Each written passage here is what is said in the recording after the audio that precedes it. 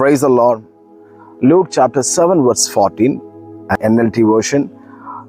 Then he walked over to the coffin and touched it, and he bear a stopped young man. He said, I tell you, get up.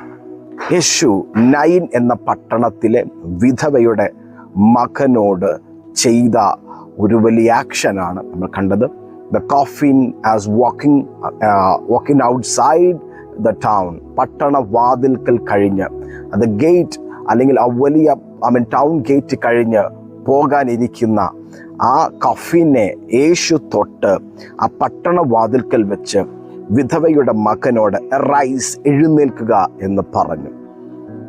വിധവയുടെ മകൻ demand ചെയ്തിട്ടില്ല, വിധവ demand ചെയ്തിട്ടില്ല. Nobody never ever asked Jesus to rise that person, rise that young man from that dead.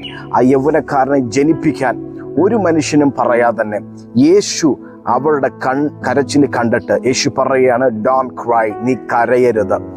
യേശു നിങ്ങളോട് കരയരുതെന്ന് പറഞ്ഞാൽ അതിൻ്റെ അർത്ഥം നിങ്ങൾ പോലും വിചാരിക്കാത്ത ഒരു ആക്ഷൻ അല്ലെങ്കിൽ ഒരു വലിയ ആക്ഷൻ ദൈവം ചെയ്യാൻ പോവുകയാണെന്നുള്ളതാണ്. എന്നെ കേൾക്കുന്ന പ്രിയപ്പെട്ടവരെ, കരയണ്ട, കലങ്ങണ്ട, ഭയപ്പെടേണ്ട എന്ന് യേശു നിങ്ങളോട് പറഞ്ഞിട്ടുണ്ടെങ്കിൽ നീ പോലും പറയാത്ത ഒരു ആക്ഷന്റെ മുമ്പുള്ള വാക്കാണ് do not cry, do not fear. ഭയപ്പെടേണ്ട, ഭ്രമിച്ചു നോക്കണ്ട, ഞാൻ നിന്റെ ദൈവമാകുന്നു. ഭയപ്പെടേണ്ട, കരയണ്ട എന്ന് പറയുന്നതിൻ്റെ അപ്പുറത്ത് ഒരു ദൈവത്വം വെളിപ്പെടുത്തുവാൻ ആഗ്രഹിക്കുന്നുണ്ട്. യേശു ഒരു ദൈവത്വം വെളിപ്പെടുത്തുവാൻ ആഗ്രഹിക്കുന്നുണ്ട്.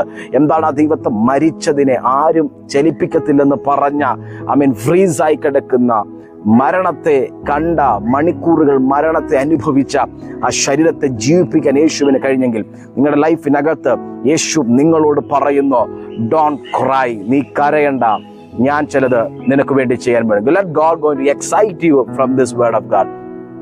When Jesus touched that coffin, യേശു ആ കഫൈനെ അല്ലെങ്കിൽ ആ ശവ മഞ്ചത്തെ തൊട്ടപ്പോൾ മരണം നിന്നു. മരിച്ച ശരീരം കൊണ്ട് നടന്നവൻ്റെ യാത്രകൾ, സ്റ്റെപ്പുകൾ നിന്നു, ജീവൻ പുറപ്പെട്ടു. I tell you one thing, നിങ്ങളുടെ ലൈഫിൽ മരണങ്ങൾ, ഡ്രൈ ഏരിയാസ്, മരിച്ച അനുഭവങ്ങൾ, ഫ്രീസായി കിടക്കുന്ന ഏരിയകൾ നിൽക്കാൻ പോവുകയാണ്.